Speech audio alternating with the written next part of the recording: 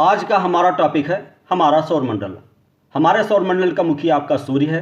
इसके अलावा इसके 8 ग्रह, इन ग्रहों के उपग्रह, क्षुद्र ग्रह इत्यादि हमारे सौरमंडल के भाग हैं। अगर हम परिभाषा में देखें तो वो पिंड जो सूर्य के गुरुत्वाकर्षण क्षेत्र में आते हों सभी सौरमंडल के भाग कहलाते हैं। अगर हम देखते हैं इन 8 ग्रहों में तो जो ग्रह सूर्य से सबसे नज़दीक है उसका नाम आपका बुध है, और जो ग्रह सूर्य से सबसे दूर है उसका नाम नेपच्यून या वरुण है। जितने भी ग्रह हैं ये सभी ग्रह सूर्य का परिक्रमण करते हैं और साथ साथ में अपनी धुरी पर भी घूमते हैं। जब ये सूर्य की परिक्रमा करते हैं तो इसको परिक्रमण बोला जाता है, और जब ये ग्रह अपनी धुरी पर घूमते हैं तो इसको परिभ्रमण बोला जाता है।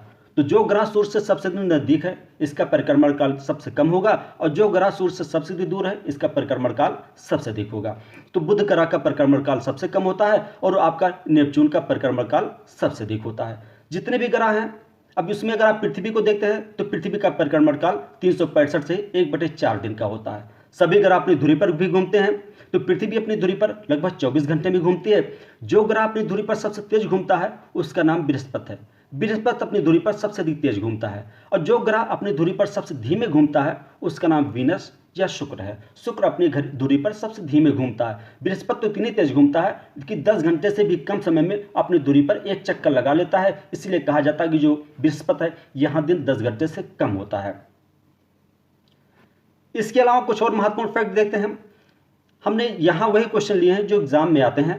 पहला क्या है, पृथ्वी से आकाश में दिखाई देने वाली सभी आकृतियां कहलाती हैं।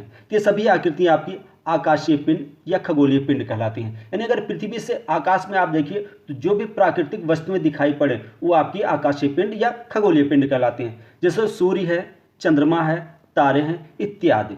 अगला है तारे किससे बने हुए हैं, तो तारे आपके गर्म गैसों के गोले हैं। ये मुख्य रूप से किससे बने हैं, हीलियम से बने हैं और हाइड्रोजन से बने हैं। अगला प्रश्न है पृथ्वी से सबसे निकट का तारा कौन है, तो पृथ्वी से सबसे निकट का तारा आपका सूर्य है। यहाँ अधिकतर लोग कन्फ्यूजन करते हैं, यहाँ ध्यान रखिएगा सूर्य एक तारा है, इसलिए पृथ्वी से सबसे निकट का तारा कौन है, सूर्य है। अगला प्रश्न है रात्र के समय आकाश में हमें तारों के समूह द्वारा बनाई गई विभिन्न आकृतियां दिखाई पड़ती हैं। इन आकृतियों को क्या कहते हैं, तो इन आकृतियों को आपको नक्षत्र मंडल कहते हैं। खगोल विदों के अनुसार आकाश में कितने नक्षत्र मंडल हैं, तो खगोल विदों के अनुसार आकाश में 88 नक्षत्र मंडल हैं।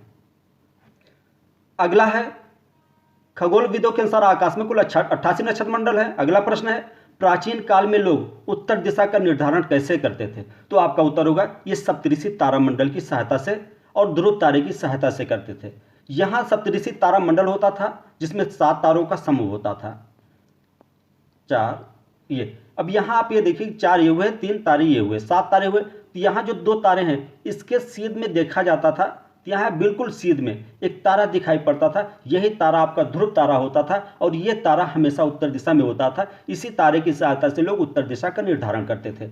अगला है सूर्य तथा उसके चारों ओर चक्कर लगाने वाले खगोल पिंडों के समूह को क्या कहा जाता है, इन खगोल पिंडों के समूह को सौरमंडल कहा जाता है। आप इसके नोट्स के लिए आप कांटेक्ट भी कर सकते हैं हमसे, और इसकी सारे वीडियो और नोट्स आपको उपलब्ध होंगे।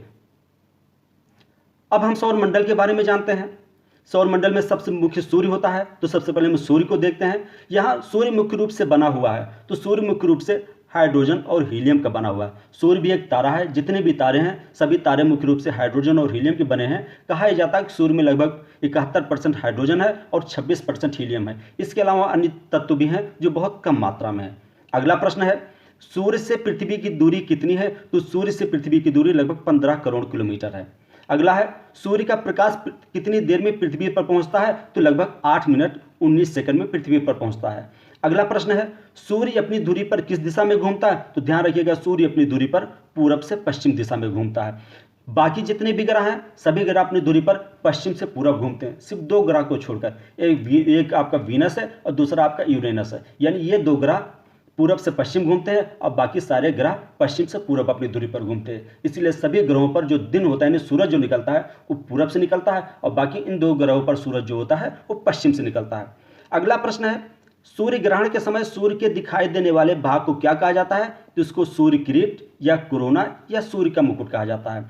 सूर्य हमारी पृथ्वी से कितना बड़ा है, तो सूर्य हमारी पृथ्वी से लगभग 13 लाख गुना बड़ा है।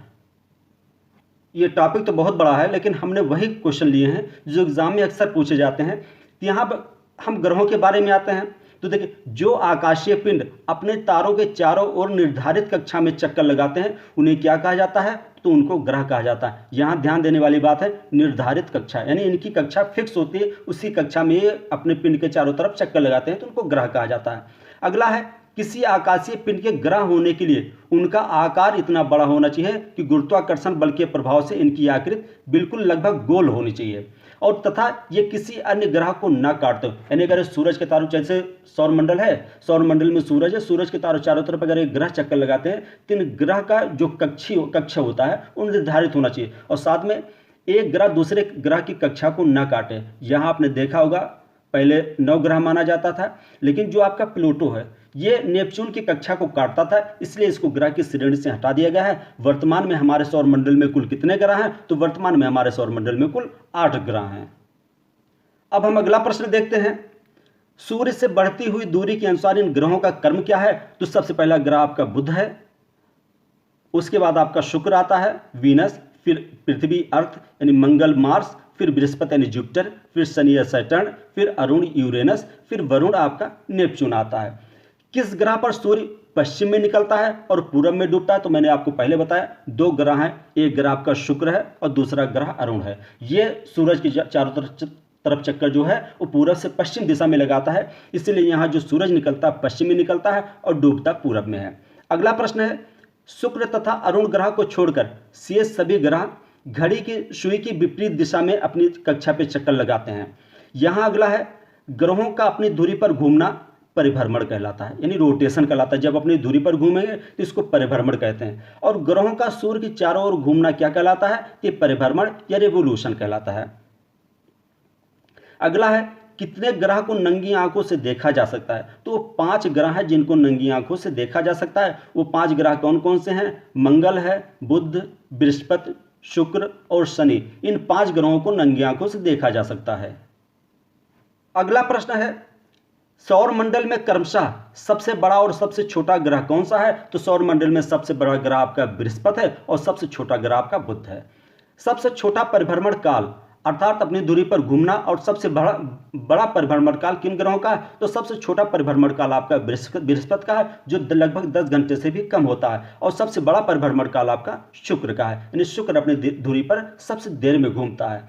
अगला प्रश्न है, शुक्र ग्रह के अन्य नाम, तो शुक्र ग्रह बहुत महत्वपूर्ण है। इसके अन्य नाम है, इसको सांझ का तारा भी कहा जाता है, भोर का तारा भी कहा जाता है, पृथ्वी की भगनी भी कहा जाता है, सबसे चमकीला तारा प्रश्न पूछे तब भी शुक्र आंसर आएगा, और सबसे गर्म ग्रह कौन सा है, शुक्र है, और पृथ्वी के सबसे निकटतम ग्रह भी क्या है, शुक्र है। यहाँ एक बात ध्यान देने वाली है, सबसे गर्म ग्रह, सबसे नजदीक आपका बुध है, लेकिन सबसे गर्म ग्रह क्या है, आपका शुक्र है। इसका सबसे बड़ा कारण यह है कि शुक्र के वातावरण में कार्बन डाइऑक्साइड नाम की गैस पाई जाती है, जिसके कारण उस सूर्य से जितनी भी उष्मा आती है अधिकतर को सोख लेती है, और सोखने के कारण सूर्य को बहुत अधिक गर्म बनाए रखती है, इसीलिए सूर्य को सबसे अधिक गर्म ग्रह भी कहा जाता है।